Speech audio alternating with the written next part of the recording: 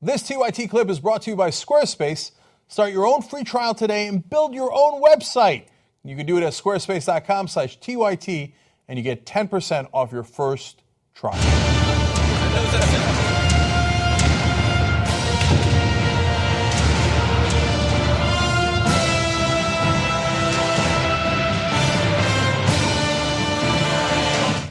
Don't let that intro fool you. It is a momentous day. It's because Anna and John are on the power panel. See, you guys make so much of how I do that. Anyway, all right, guys.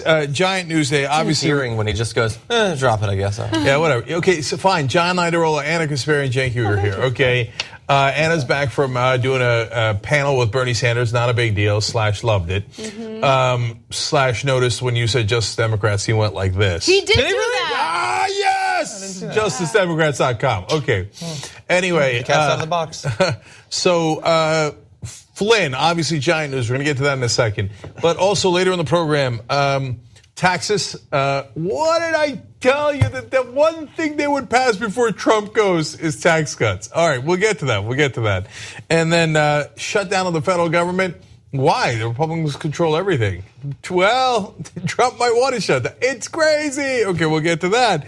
And then, ladies and gentlemen, we got someone else too, a Republican in questionable pajamas who apparently had to settle sexual harassment claims. So that's later in the program as well. And then, one of the most racist things I've ever heard is, the second to last story. It's... Yeah, that's pretty bad. It's pretty bad. Okay, all that's coming up. But without further ado, the Mike Flynn story. Okay.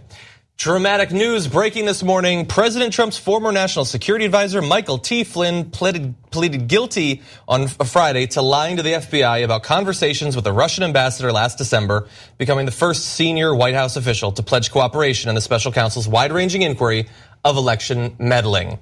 News has been breaking from that all day since then, but although we knew this was going to happen, Flynn has gone down. And so, Cenk? Without further ado, ladies and gentlemen, we need to talk about a relatively new show called the Republic, or UNFTR. As a Young Turks fan, you already know that the government, the media, and corporations are constantly peddling lies that serve the interests of the rich and powerful. But now there's a podcast dedicated to unraveling those lies, debunking the conventional wisdom. In each episode of the Republic, or UNFTR, the host delves into a different historical episode or topic that's generally misunderstood or purposely obfuscated by the so-called powers that be. Featuring in-depth research, razor-sharp commentary, and just the right amount of vulgarity, the UNFTR podcast takes a sledgehammer to what you thought you knew about some of the nation's most sacred historical cows. But don't just take my word for it. The New York Times described UNFTR as consistently compelling and educational, aiming to challenge conventional wisdom and upend the historical narratives that were taught in school. For as the great philosopher Yoda once put it, you must unlearn what you have learned. And that's true whether you're in Jedi training or you're uprooting and exposing all the propaganda and disinformation you've been fed over the course of your lifetime.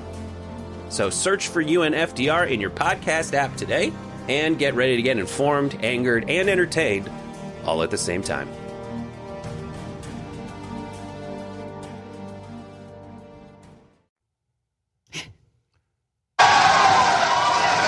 Damn straight. Okay, down goes Flynn. Down goes Flynn. Down goes Flynn. So they got him on a shout charge, a little charge. Okay, there's a lot more they could have gotten him on, but that's the whole point of a plea deal. Yes, I give you a little charge, you give me a lot of information.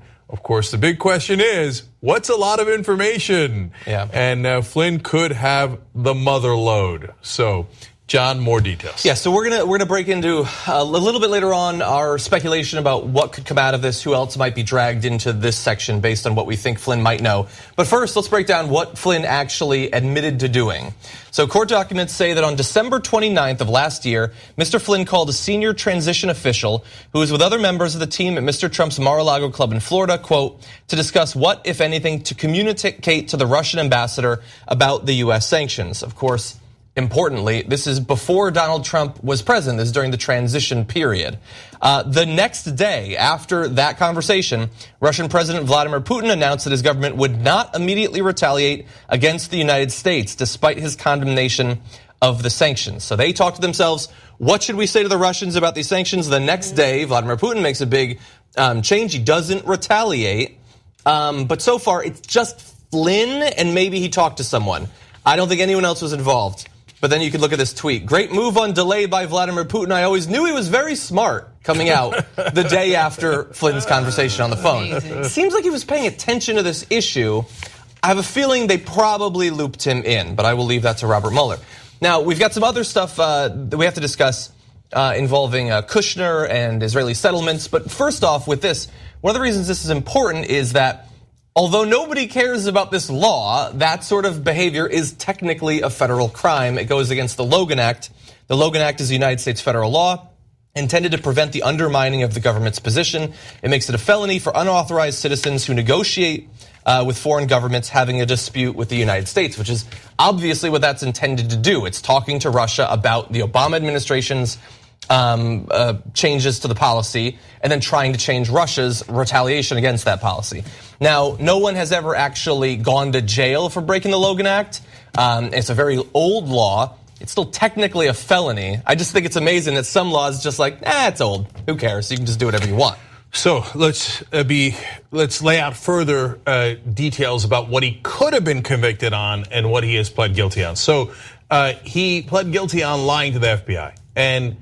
But since John is right that most people don't pursue the Logan Act, if he had just told the FBI, I talked to the Russian ambassador, and yes, technically we're not in office yet. We're going to be in office in about a month, but I wanted to start negotiations on both the sanctions front, but also the Israeli settlements. Fairly inconceivable that would have created any kind of controversy. That the FBI would have been like, oh no, that's a big deal. I mean, Netanyahu called Trump and wanted to make sure that they didn't suffer any international consequences for continuing to occupy the Palestinians. That's American foreign policy 101. No way anybody was going to get into trouble for that. But he lied to the FBI anyway, which is what triggered not only the charges, but then the question of why? Why are you bothering to cover this up? And it turns out he covered a lot of stuff up, and there's good reason for that. Before we jump into more analysis, I do want to show you just one or two videos. Just there's been a lot. It's been a rough year. Okay, so this hopefully make you feel a little bit better. If we can go, here is Flynn leaving the courthouse after what happened this morning. Lock him up! Lock him up!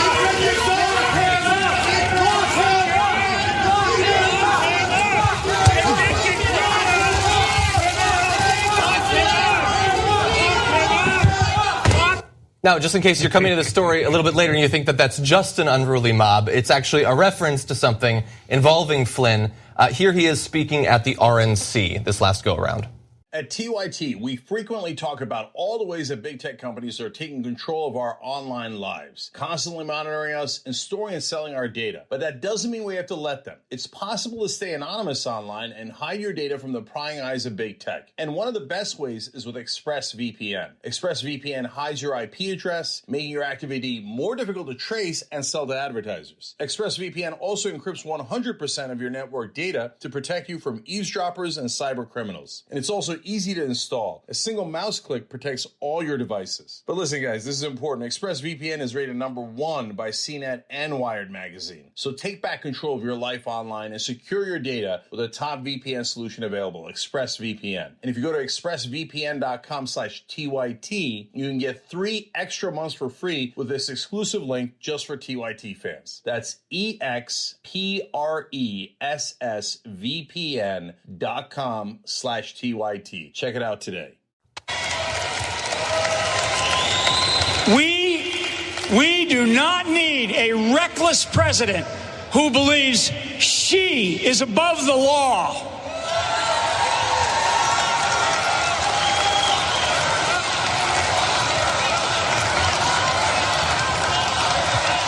Lock her up. That's right. Yes, that's right. Lock her up. I'm going to tell you what. It's unbelievable. You guys are good. Damn right. You're exactly right. There's nothing wrong with that. You know why we're saying that? We're saying that because if a guy who knows this business, if I did a tenth of what she did, I would be in jail today. Well, can do, did do. So he's not yet in jail. And by the way, even on this relatively light charge, given what he could have gotten, and that's again the point of the plea deal, he could still get up to 5 years in prison. Yeah. So that lock him up indeed. And he didn't do 1/10 of what Hillary Clinton did. He did far worse. Right. And also, you can understand why he would take a plea deal because based on the charges he was previously facing, he was looking to serve up to 60 years in prison. Yeah. But, who knows whether or not he would get that full sentence, but that is a serious sentence that I think he wanted to avoid.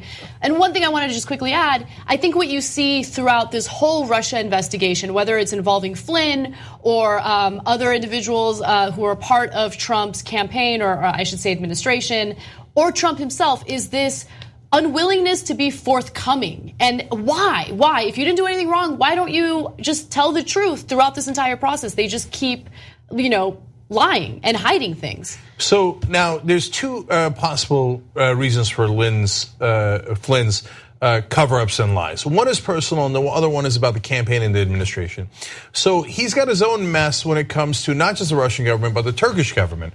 So not only did he take about $530,000 from the Turkish government and did not reveal it, which is another violation of the law, it was done through a shell company that was Dutch. So he pretended it was Dutch, but he knew, in fact, it was the Turkish government giving him the money. So that's a more serious violation. But worse yet, he was in a meeting with Turkish officials where they talked about kidnapping someone inside the United States for $15 million.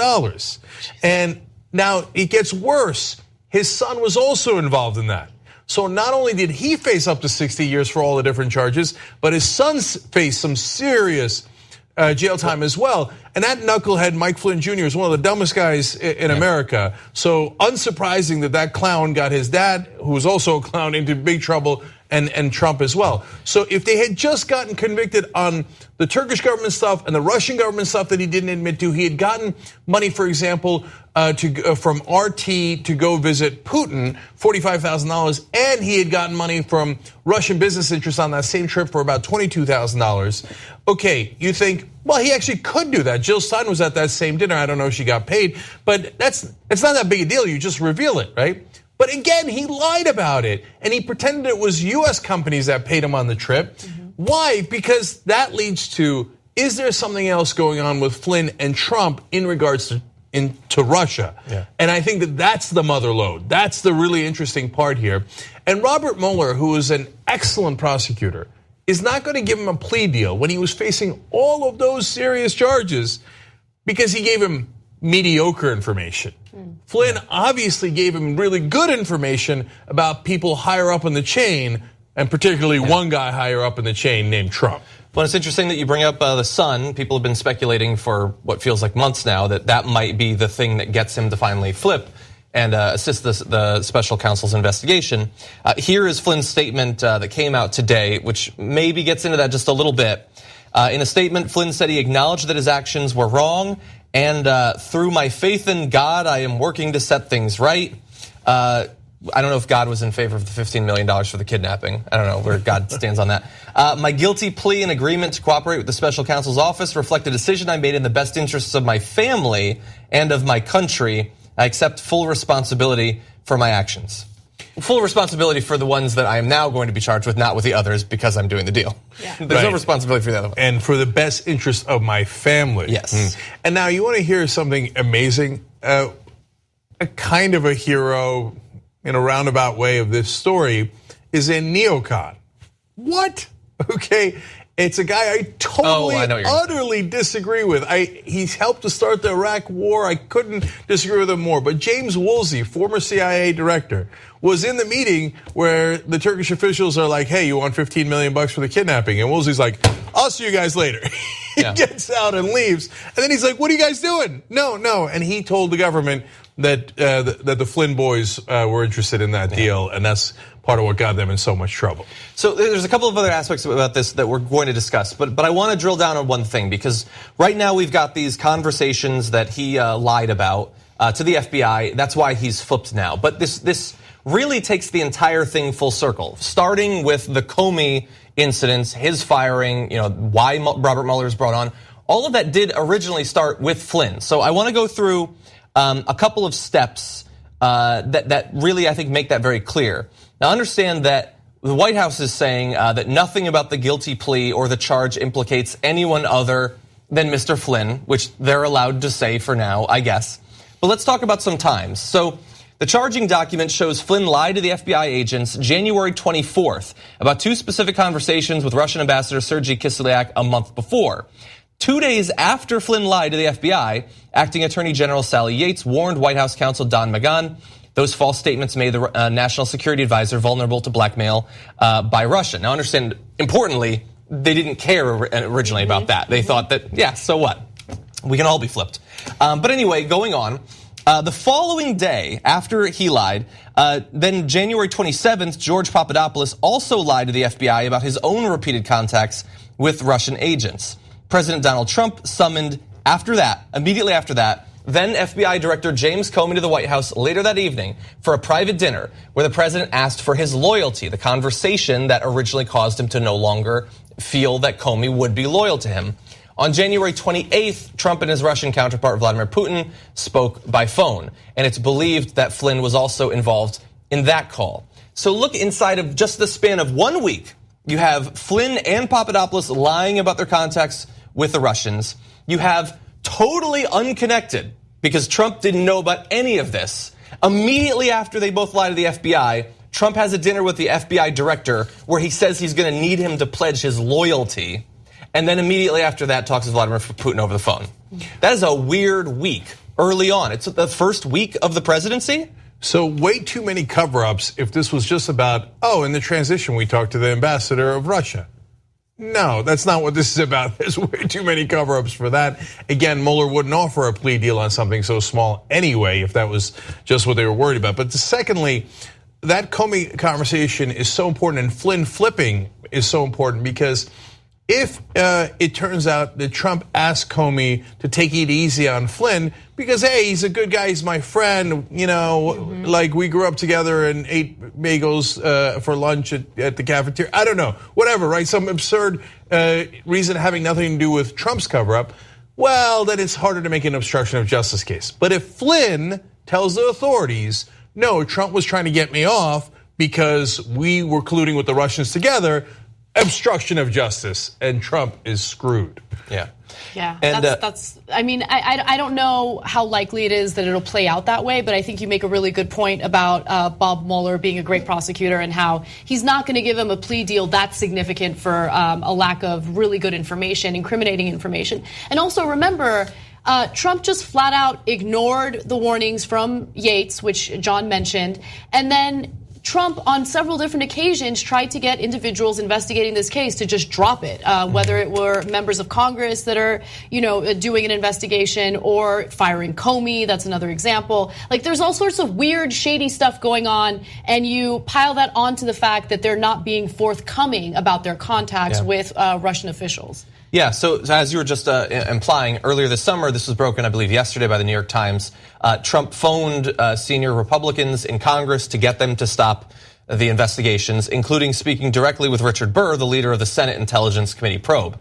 Now, Burr and others say, he just doesn't know what's appropriate or inappropriate, but this continues a months-long campaign of trying to stop these investigations. Which, if all it was that they misremembered some benign, innocent phone calls, seems like a sort of bizarre level of interest that he's taking. I mean, even pulling Comey aside and talking to him, just because he thought that Flynn had misspoken about some conversations, does anyone actually believe that that's what was driving Trump? Not just to fire the head of the FBI to protect his friend, but then, and I realize so much has happened, it's easy to forget this stuff, Immediately after, like a few weeks or a month after he'd been fired, he was talking with his aides about rehiring him. He apparently made a phone call to Flynn, even though Bannon had told him not to, telling him to stay strong. And in March of this year, there was the leak from Flynn's team saying that he was looking into potentially doing some sort of deal with the investigation. And at that point, they said that he had a story to tell, with the idea being that if you're doing this so early, when barely any of the investigatory work had been done, you're worried not just that you could go down, but that other people have a story too. And if you're not the first to get to the investigators, you suddenly might not be as valuable. And that's why he made the insane move, which is not normally done, of making it public that he was looking to make a deal. And finally, and again, understand there's two layers of problems for Trump. One is the actual collusion with the Russians, if Flynn knows about that and then has information. The second is the obstruction of justice, where he's trying to stop this investigation. And Anna and John were just referring to that. And there's this quote from Donald Trump on Twitter, where he said, Mike Flynn should ask for immunity in that it is a witch hunt excuse for big election loss by media and Dems of historic proportion. Well, there you are committing obstruction of justice in plain sight, saying to a guy under investigation, ask for immunity, okay? Mm-hmm. And especially when you're the guy who could one day, for example, give a pardon to that same guy. It's basically saying, look, I tried to get the FBI director to drop the investigation. He wouldn't do it. Now you're under further investigation. So I'm now telling you publicly to ask for immunity because I don't want you to get in trouble and I got your back. So and now that Flynn has flipped and is willing to give information on whatever they did internally, the fact that Trump was trying to cover that up seems apparent and obvious. So on the obstruction, even if the collusion charge we don't know much about yet because we don't know what Flynn has told Mueller, the obstruction charge is right in front of all of us. He did it publicly. The only question was Flynn going to flip? And now that he has, they're almost certainly going to get him on obstruction. And so I'm glad that you brought up that tweet. So I have that tweet here, and it came just a couple of weeks after it came out from Flynn's team that he was looking to potentially make a deal. So it's not just that he's doing the obstruction of justice, but he's trying to reassure this guy, no, don't turn on me. But if it is just a witch hunt, at the end of the day, they still need to find something. So you wouldn't be worried if there was nothing there. But he's willing to do this public thing to reassure this guy not to flip on him, knowing there is something that he can tell them at that point. And again, while all of this might seem like we still don't really understand why the phone calls were going on and all of that, understand that there's some other important, very real aspects to this. If this thing is, as we've believed for a long time, having to do largely with sanctions and some other related financial issues, why is it that after the Senate, in a bipartisan fashion, passed new sanctions on Russia earlier this year, they still haven't been put into effect? I mean, they were talking about sanctions with Russia all that time ago, and now they didn't get rid of the old ones, to their credit. But now there's these new ones, and they refuse to actually act on them. So it seems like they didn't just have some sort of deal, but they're doing their side of the deal in plain sight every day by not instituting those sanctions. And why is it that immediately after the transition starts, they begin having all of these conversations with Russia that they feel they have to lie about, as if the first priority for a new president is making sure you talk about these sanctions with Russia?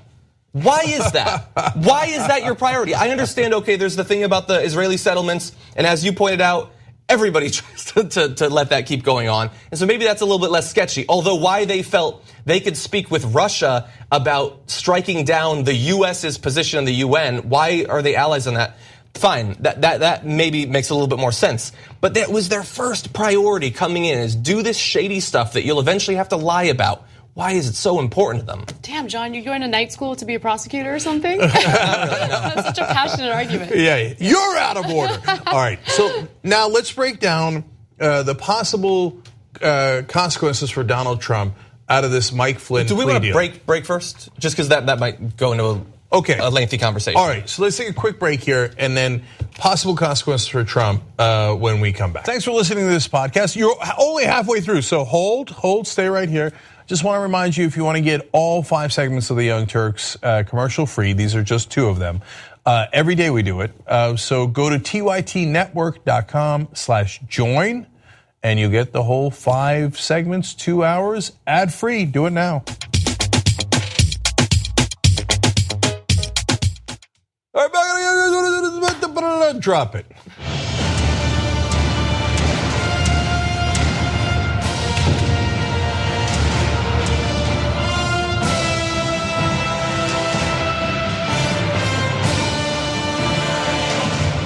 All right, a new addition to the Power Panel. Stephania Jimenez works at Chris 6 News. She is the evening news anchor there since April 2014. Does the 5 o'clock to 10 o'clock. Emmy-nominated anchor there. Steph, great to have you here. Thank you. It's awesome to be here. I've been a long-time TYT fan, been watching y'all since 2008. Wow, we get a y'all out of this. Okay, you can tell she's from Texas. All right, fantastic. Great to have you here. Thank you. All right, let me read a couple of quick tweets about the massive Mike Flynn news, and then we'll go on to taxes and everything else. Emily Vandermeulen writes in, looking like the first person he flipped on is Jared. Emily, thanks for writing that in. It's a story we didn't get to with John because we're running short on time. But real quick, it turns out that Flynn might have done this deal earlier and told him information about what he knows about Jared Kushner. Then Mueller talked to Kushner, and if Kushner lied in that conversation with Mueller, then they got him because they already know what Flynn said. And so Kushner might be first up in terms of the next set of charges. Eric Rooney says, I like presidents who aren't about to be impeached. Rita Ann says, I can't see Trump resigning unless the threat of losing money is there. No, Rita Ann, the threat of handcuffs, if any of, like, even if 33% of this plays out, is so real that all of a sudden, oh my God, I think I lost my mind. I can't remember anything. I got to resign. The reason I keep talking about Alzheimer's as the excuse to resign is that way he doesn't have to be let out in handcuffs. Then you can't, and the Republicans aren't going to want to have him imprisoned. He's not going to want to be imprisoned. And then if he stays and fights, we might have civil war. I mean, his MAGA guys are lunatics. Well, I'm worried that if he is impeached and he does step down, that we'll still have that problem. That's why they're going to do a secret deal. They're going to do a deal about like, oh, golly gee, I guess there was a little bit of collusion and obstruction. Let's leave the Russian financial deal out. You claim Alzheimer's and we're done with this thing, right? That's my belief, but we'll see how that plays out. And then finally, Frank Tortorello. I'm from Jersey, I should be able to say that. Anyway, why none of this shit has taken him down yet is because the Republicans would not do anything until they push his tax shit through. After that, wait for it, bye-bye, Trumpy. And which leads us perfectly to the next story, and exactly what I've said from day one. I said the one thing they'll get done is the tax cuts, and then Trump will go. Yes. And here we are. All right, so let's get to it. There are a lot of updates on the Senate version of the tax bill, and I want to make sure you guys know the details. The Senate has tinkered with the original version of the tax bill, and now there are officials saying that the version that they currently have will nail the votes necessary to pass this version. Now, after Republicans resumed negotiations early on Friday with the last few holdouts, Republican Senators Steve Daines, Ron Johnson, and Jeff Flake announced they would back the bill, as did Senators James Lankford and Jerry Moran. Now, another senator to keep in mind is Susan Collins. Based on the reporting that I've seen so far, she seems like she's still kind of wavering, and I'll tell you why in a minute, but they have made some concessions in order to get these senators to agree to vote in favor of the tax bill.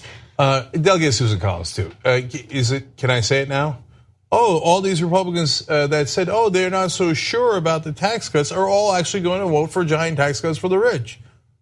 Of course they are. That's the whole point of being a Republican, is to give tax cuts to the rich. So there was never any question. That's why, look, part of me, of course, understands why the mainstream media has to say, well, Susan Collins is wavering. Ron Johnson says he cares about small business. Because if you're if you're working at Reuters, you can't say Ron Johnson's a liar. Doesn't care about small business. He's definitely going to vote for this tax cut. That's my job. Okay, but I told you from day one, Ron Johnson doesn't give a damn about small business. And at the end, all of them will vote for the tax cut, and they are. So, look, some of them did demand things that it appears they've been promised to get. So shao things. Now you're right, they are shao. But Mitch McConnell says, we have the votes. Sometime today we will wrap up. And keep in mind that they are really in a rush to pass this through, right? And I had no doubt that there wouldn't be as much difficulty with the tax bill as there was with the repeal and replacement of the Affordable Care Act. This is something that Republicans have always been in favor of, and they didn't have to worry about disagreement as much as they did with the Affordable Care Act. Now let's talk about the concessions. So Daines and Johnson, Senators Daines and Johnson, announced their support for the bill on Friday after winning more tax relief for non-corporate pass-through businesses. These include most American business enterprises from mom and pop concerns to large financial and real estate organizations. The bill now features a 23% tax deduction for such business owners, up from the original 17.4%. So these small businesses, as you mentioned earlier, will be getting more of a deduction under this bill, but you say it's shao. Can you elaborate on that a little bit? No, it's actually more tax cuts for the rich. So yes, some of them will go to mom and pop stores and smaller businesses like the Young Turks used to be a pass-through business, and we would have gotten a benefit out of that in the old days, okay? But it also applies to really large businesses like Donald Trump's business. Real estate or businesses, yes. Yeah, and some of those are gigantic, worth billions of dollars. So the concession they got for small business owners was more tax cuts for a lot of billionaires and millionaires. That's not a concession. Yeah. That's okay. I'm going to take more from the middle class and give it to richer people. No, but you make a great point, because one thing that you should keep in mind as I go through these concessions, they're not concessions to help the little guy. They're concessions to further help, those who are already standing to benefit somewhat from this tax bill. Remember, this is the Senate plan, the same Senate plan that essentially will tax graduate students if their tuition was waived because they agreed to work on campus. They will be taxed on their stipend, which is a very, measly amount of money that students get to live off of. But on top of that, they'll be taxed on their tuition that has been waived. So when they file their taxes, they're gonna have to deal with the gigantic tax bill, which is out of control. And they're not talking about, we can't do that to students who are already grappling with student loan debt that they can never get rid of in bankruptcy. We're talking about concessions that further help, people who are already at an advantage. And you talk about this a lot on the show. I do. I care about this a lot. Of course, everybody should, but student loan debt has already surpassed credit card debt. So we already know that it's a big issue in this country. But yeah, that I was going over some of the things that aren't discussed directly as it refers to this tax cut. Or this bill, excuse me. It would make it so that, let's just say the House version makes it so that 10% of your gross income, if you spend more than 10% of your gross income on medical expenses, you can no longer write that off on your taxes. Yeah. So this hurts the sick people. It hurts, also, it triggers cuts to the Medicare program, because the measure requires cuts to the federal program if the deficit increases. And it's been projected that it will increase the deficit. So that's going to happen too. Steph, let me just jump in there for a second, because that's the one thing that Susan Collins pretends to care about. And she says, well, I don't want to cut Medicare because I told everybody for years and years that I wouldn't do that. But it does cut Medicare. So what are you going to do about that, Susan Collins? She's still going to vote yes. But she said yesterday, it's okay. I got a personal commitment from Mitch McConnell that he wouldn't let that happen years from now. Is the personal commitment in the law? No, it's not. Okay, that personal commitment isn't worth I was going to say the paper that it's written on, but it's not written on any paper. And there's also something else. The Senate bill would end the deductibility of state and local taxes entirely, and we know that 7 states don't have a state income tax: Alaska, Florida, Nevada, South Dakota, Texas, Washington, and Wyoming. Oh, what a coincidence that those are all red states. Well, except for Washington, but yes, six out of 7 are all red states. The ones that pay the largest state and local taxes are California and New York, the biggest blue states. So it is income redistribution, but it goes from the blue states to the red states. So, and in the case of the pass-through income, it goes from the middle class directly to Donald Trump. So the big concession that Republicans got is, don't worry, Donald Trump and his family, you're going to get an even bigger tax cut. Those are not concessions. The last thing on the concessions, from my point of view, is that these different senators have different donors. Some of them are the same. The banks give money to almost all the Republicans and to a lot of the Democrats. But some of them have specific donors based on their state. There's a particularly rich guy in Wisconsin. There's 3 rich people in Kansas, et cetera, that give a giant amount of money to these senators. So they go, okay, no. The tax cut I want is this. So then they hold up the bill and they go, all right, well, look, man, I'm concerned about people in nursing homes. Okay, and then they get a giant tax cut for a guy who runs hospitals in their own state, who's actually a billionaire, right? So almost all the concessions are for other donors.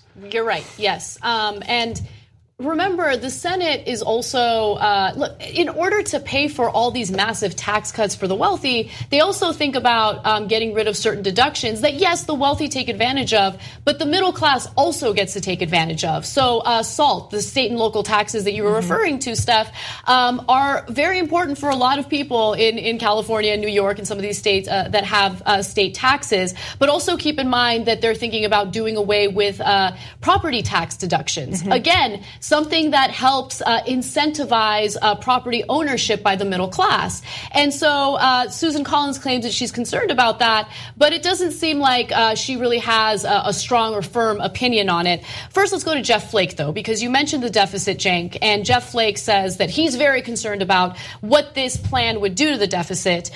Flake, once one of the firm holdouts because of concerns over this deficit, tweeted he would support the bill after getting, again, assurances from the White House and Senate GOP leaders that they would work on legislation related to DACA, or Deferred Action for Childhood Arrivals. So he's saying that, hey, we need to do something to protect these individuals. I really care about them. And he's saying, okay, well, now I'm getting assurances and I have flipped in support of this bill. None of the assurances, as far as I can see, is actually in the legislation. So maybe they'll do something about DACA later. I don't see it. They're thinking of shutting down the whole government because of DACA. So they certainly didn't address it and conclude it in this bill. So it's a lot of BS from Republicans who just want to vote yes for tax cuts for their donors about, oh, I got assurances that many years later that somebody will do something. Jeff Flake, you're retiring. When are we going to do anything about this that's relevant to you? So, well, also when you talk about assurances, what exactly does that mean? So basically, Mitch McConnell promised that something would be done down the road, because politicians are known to keep their word. That's how that works. Yeah. Right. Now, going back to Susan Collins, she announced that she would vote yes. Okay, this is one of the reports saying that she would vote yes. The new bill would include her request to allow taxpayers to write off $10,000 in property taxes paid to state and local governments. So that is part of her SALT concerns, and we'll see how that plays out. But I am concerned because, again, there seems to be, in the wording of this legislation, there seems to be an effort to punish liberal states. And I saw some reporting in regard to disaster relief funding and how that relief funding would specifically focus on hurricanes and storms and flooding and exclude or at least cut funding for earthquakes. Come on. These types of things matter because there seems to be like this concerted effort by some in Congress, in the Senate specifically, to somehow punish some of these states that tend to be blue states. So, can I just say, if we did likewise, if a liberal president and a liberal Congress purposely targeted Alabama and Texas and said, well, if there's flooding in Texas, we're just not going to cover it. But if there's an earthquake in California, we're going to send a lot of money. And by the way, and rejigger the rules as they have here so that Texas pays more money and California pays less money in taxes, there would be holy hell to pay.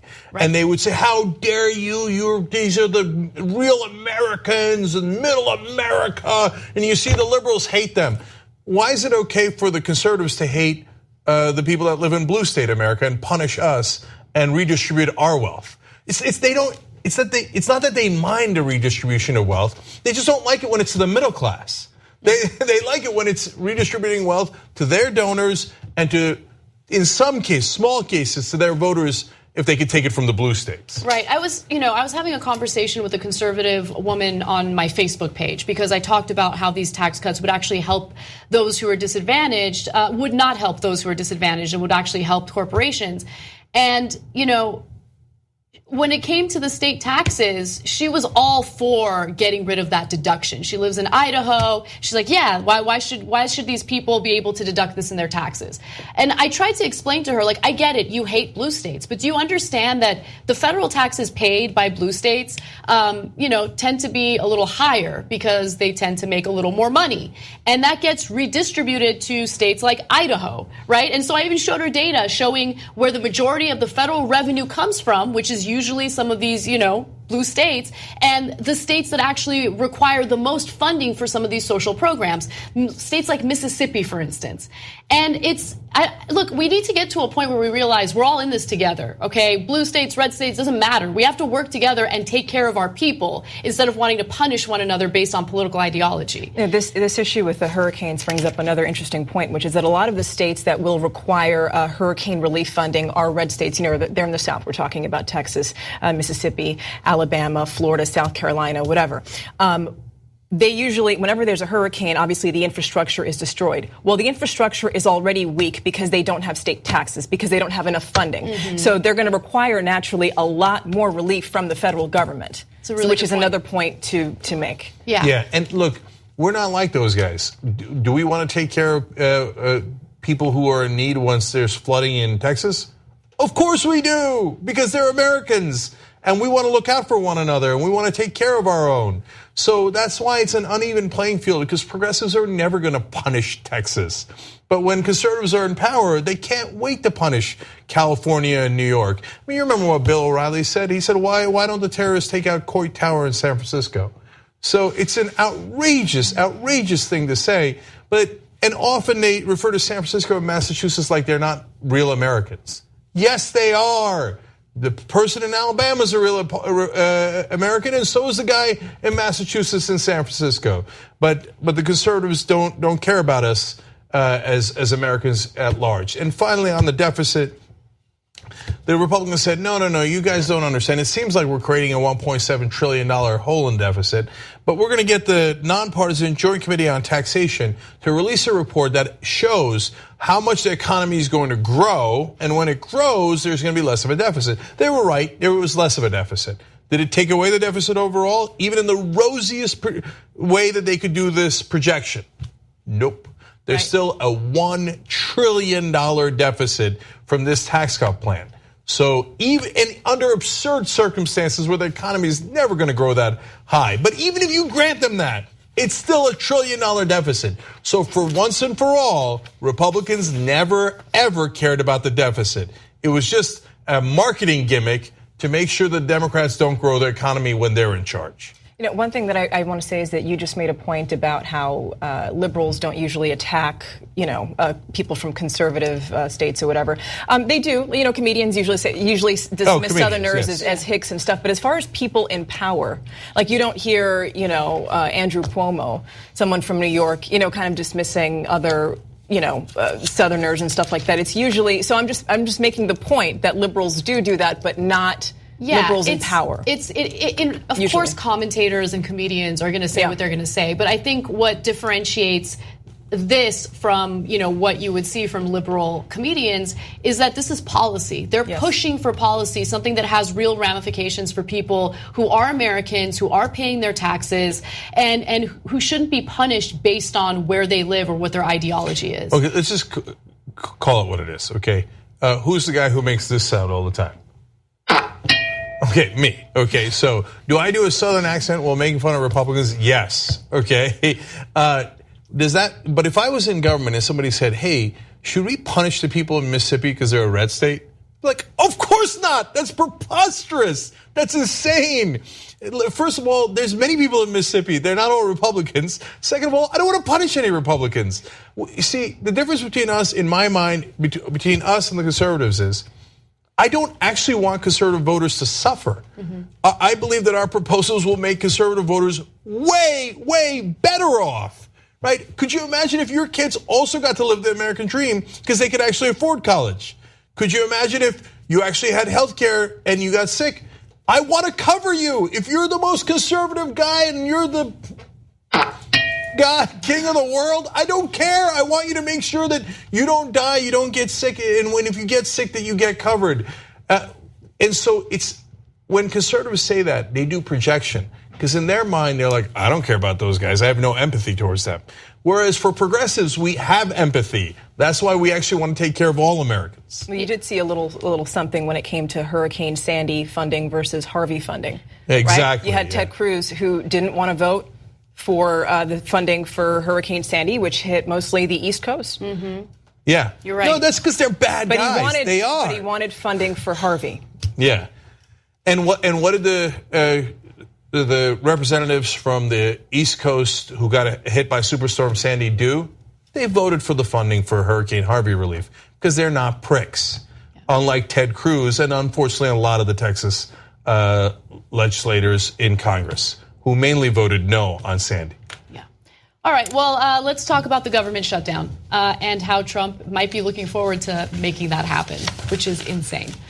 So the Washington Post has spoken to a number of White House aides who wish to remain anonymous, and based on these conversations with the aides, Trump has told confidants that a government shutdown might actually be good for him because he'll find a way to place the blame on Democrats, even though Democrats do not have control of Congress at all. So Trump has told his confidants that a government shutdown could be good for him politically and is focusing on his hardline immigration stance as a way to win back supporters who are unhappy with his outreach to Democrats this fall.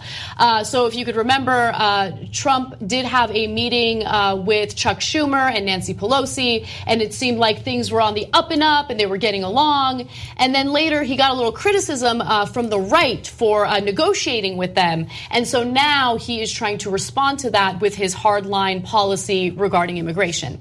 Now, in the spring, he tweeted that he would like a good government shutdown and thought it would be useful to him. He tweeted about that. So there's another example of him getting in trouble by his own tweets because he doesn't know how to stop and just shut it. But he changed his tune this fall.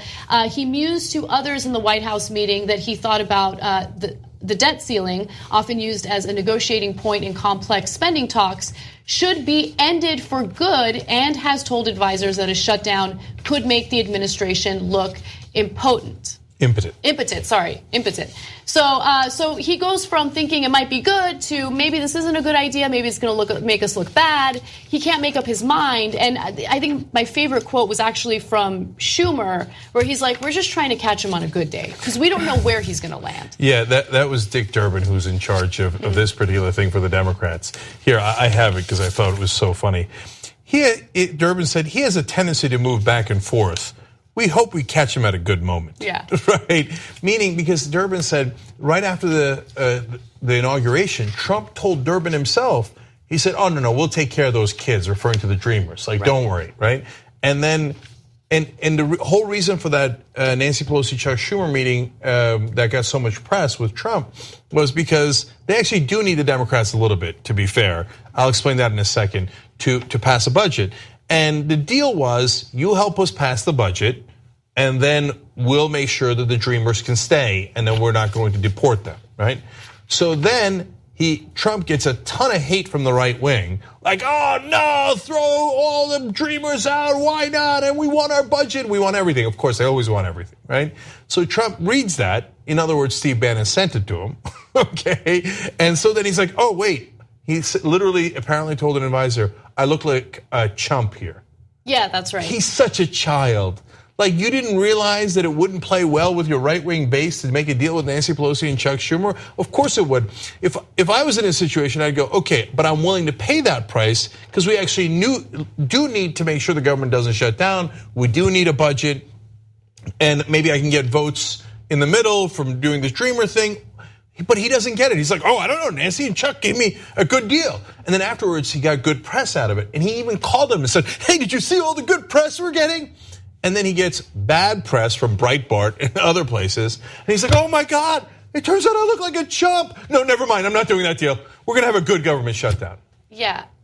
Look, what I think is interesting, though, is his interpretation, Trump's interpretation of things, and how different it is from Republicans. So, for instance, based on what these White House aides are telling the press, Trump thinks that he could actually use a government shutdown to his advantage, which is ridiculous because, again, Republicans are charged. You have a Republican president, you have Republicans in charge of Congress. Shutting down or even a partial shutdown of the government hurts a lot of people. That is not good for your poll numbers. But in his mind, I'll just blame it on Democrats. I mean, who knows? He's like a master manipulator, so maybe he'd be able to do that. It could work. It could work. It could work. And I make that point because when you look at the people who support him through thick and thin, what is the one thing that they really want?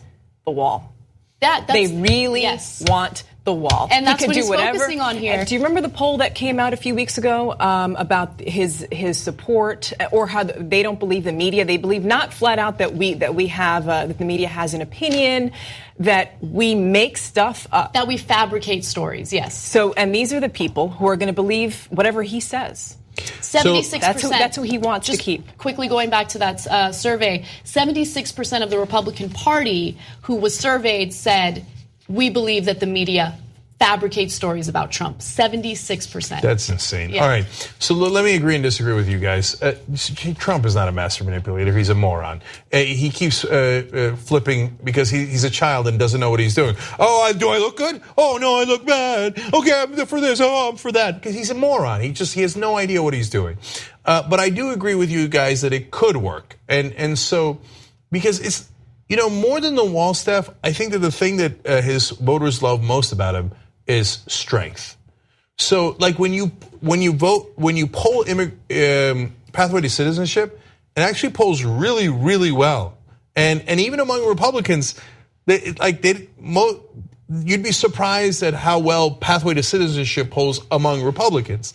It's not that they're like, no, I must have an 18-foot wall, etc. They just like him being strong and standing up to people. That's why it could work, because I'm so strong, I'm shutting the government down. Well, whose government is it? It's yours, you clown. Oh, yeah, I know, but I'm shutting it down. Ooh, he looks strong. Nice job. Well, it could also be about who's going to flinch first. Right? Yes. In that showdown, and which party has a tendency to flinch first? Excellent point. Yeah. And we all know the answer to that. It's the Democrats. And if he gets them to flinch, it'll be so sad. I think he's going to get them to flinch. Oh my God, that'll be pathetic. Because think about it. I mean, him tying this entire shutdown situation to the immigration policy I think it's really going to work. Because if he says, look, I mean, they're not willing to negotiate with us, regarding this issue because of my hardline stance on immigration. I mean, come on. Even people on the left, I'm not saying progressive, but some people on the left are in favor of stronger immigration policy. So he might. And that is part of what got him elected. So, but look.